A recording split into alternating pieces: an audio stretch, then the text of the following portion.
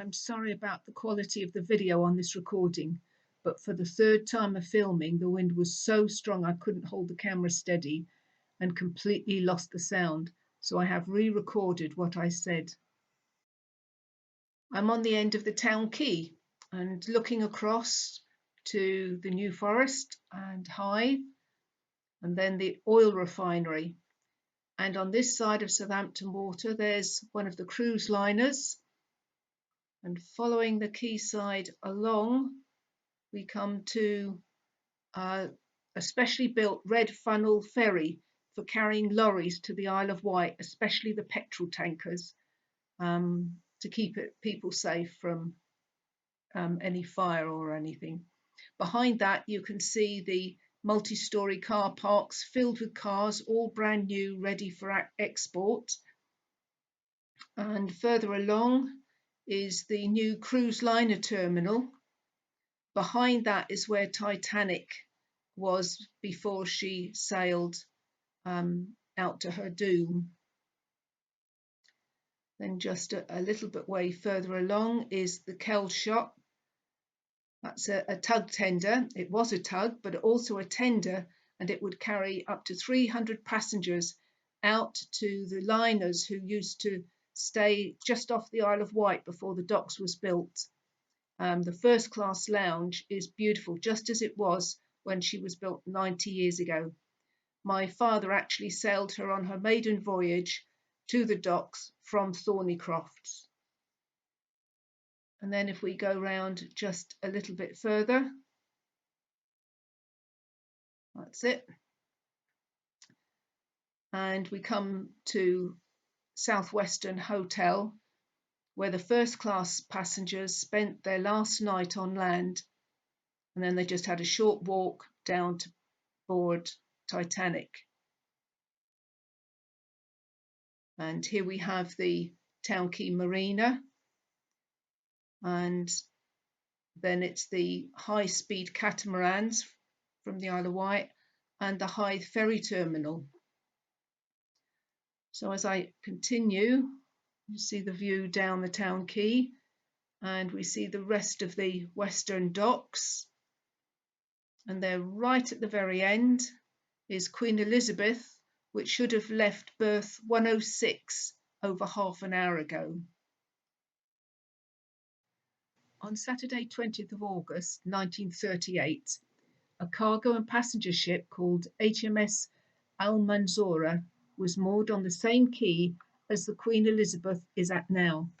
She could carry almost 1,400 passengers, so she was almost half the size of the Queen Elizabeth. On the quayside was a large group of 60 Christians who'd come to see their missionaries, Albert Mundy and his wife Daisy, off to Brazil. After a farewell service with hymn singing and prayers, they boarded the ship and sailed at 11 a.m. Today, only one person on the quayside then is still alive, Esme Harrison Smith. She was just 2 years old at the time and still supports EAB along with Fred. That afternoon, as the Mundy sailed towards Portugal, Albert got his typewriter out so he could send a letter to the Hurst family of West Wellow. It said, "I must say how much we were moved by the wonderful send-off. The whole ship saw the testimony, and we have already heard remarks regarding it." He was able to post that letter in Lisbon docks before the ship left for northeastern Brazil. 13 days after leaving Southampton, they arrived in Brazil on the 2nd of September. They were staying initially with a Swedish missionary. There he wrote a second letter.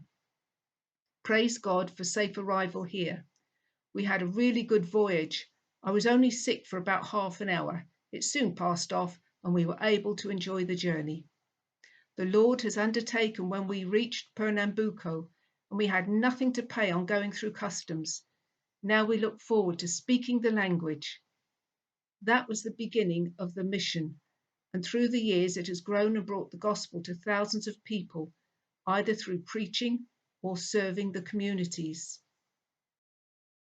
The residents of Fonseca are descendants of slaves who were released in 1888 after an estimated 4 million slaves had been imported from Africa to Brazil, 40% of the total number of slaves brought across to the Americas. The straggling village of Fonseca is where houses are scattered down the side of a mountain.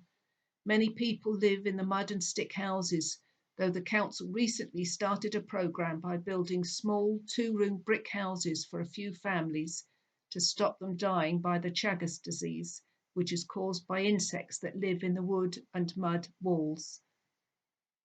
EAB started work here about 11 years ago, as there was no water supply, and villagers had to walk many miles to the nearest lake, which you can see in the distance of this photo. On the third attempt of digging a well for them, we struck water, and this is piped over a mile uphill to the water tank situated on the highest point. Gravity takes it down to water taps. This has changed the lives of these desperate people. Some of the goats and chickens bought through the Christmas gift scheme have been placed with families here. While goats can be tethered, chickens tend to wander. We stopped at the house of the only born-again Christian in the village. She had chickens running around the yard, so we arranged for local builders to make a proper chicken run so she could collect the eggs and know they were fresh so she could sell them. The latest news from John is that to enable others to be able to sell their eggs, at the beginning of this month, a delivery of materials for 4 more chicken coops was delivered, and by now they will be built and being used by other families. This will enable more villagers to sell their eggs at the market in Manaera. To help others, we have a job creation scheme here to help people, such as giving them courses in hairdressing, manicures, bread baking, carpentry, etc., which will allow people to earn a living. When they have completed the course, they get a certificate which thrills them, as it is the only education some of them have ever had. These courses are held in the church, which is in the centre of the village. Pastors come up from the nearest towns to take the services. People can see the love of God in action through practical schemes, such as I have talked about here. They are inquisitive about why we bother with them when nobody else does. Slowly they are learning about the God we serve and who also loves them. We are praying for a great harvest for the kingdom. The latest news from John and Liz is that they are still in isolation after several months. Coronavirus is still affecting people in some of the EAB churches, so please continue to pray about this. John has had the time now to write a book about the mission from the start right through till he's got up to about 1991. He's doing that in Portuguese, as he did the English version about 8 years ago. He and Liz have said they have been sorting out pastoral problems too. Things crop up and have to be dealt with, and the lack of face-to-face meetings is missed for these sort of things. All their services are broadcast live on Facebook, as well as the children's and youth work, the men's and ladies' fellowship, older people's ministry, the deaf ministry, prayer meetings and Bible studies. After the Bible study, there is even a session of a serenade of old hymns by Philip, John and Liz's son. Philip and his family are returning to England very soon, so please pray about this. He is going to be sorely missed, as he does so much to support the work of John and Liz in the church.